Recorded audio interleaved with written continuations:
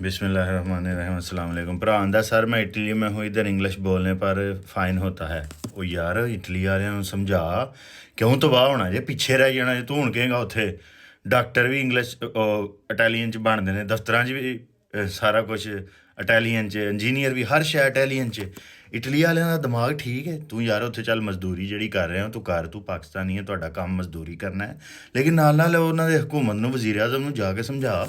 ਪਾਗਲ ਹੋ, ਜੁਰਮਾਨਾ ਸਿਰਫ ਪੰਜਾਬੀ ਬੋਲਣ 'ਤੇ ਹੋਣਾ ਚਾਹੀਦਾ ਜਾਂ ਇਟਾਲੀਅਨ ਬੋਲਣ 'ਤੇ ਹੋਣਾ ਚਾਹੀਦਾ। ਤੇ ਉਹ ਤਾਂ ਪਾਗਲ ਨੇ ਯਾਰ, ਉਹਨਾਂ ਨੂੰ ਇਹ ਰਾਜ਼ ਖੁੱਲ੍ਹਿਆ ਹੀ ਨਹੀਂ।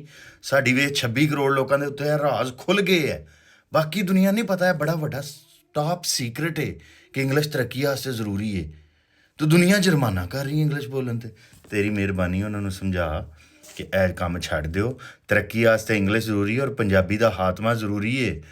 25-30 ਸਾਲ 'ਚ ਜਿਹੜੀ ਹੌਲੀ ਹੌਲੀ ਮੁੱਕਣੀ ਹੈ, ਨਹੀਂ ਅੱਜ ਹੀ ਜਿਹੜਾ ਬੰਦਾ ਪੰਜਾਬੀ ਬੋਲੇਗਾ, ਜੇ ਉਹਦੇ 'ਤੇ ਜੁਰਮਾਨਾ ਨਾ ਕੀਤਾ ਗਿਆ, ਉਹਨੂੰ ਜੇਲੇ ਨਾ ਕੀਤਾ ਗਿਆ, ਉਸ ਦਿਨ ਤੱਕ ਪਾਕਿਸਤਾਨ ਤਰੱਕੀ ਨਹੀਂ ਕਰੇਗਾ। ਪਾਕਿਸਤਾਨ ਉਸ ਦਿਨ ਤਰੱਕੀ ਕਰੇਗਾ ਜਿਸ ਦਿਨ ਪੰਜਾਬੀ, ਪਸ਼ਤੋ, ਸਿੰਧੀ, ਬਲੋਚੀ ਮੁੱਕ ਜਾਣਗੀਆਂ।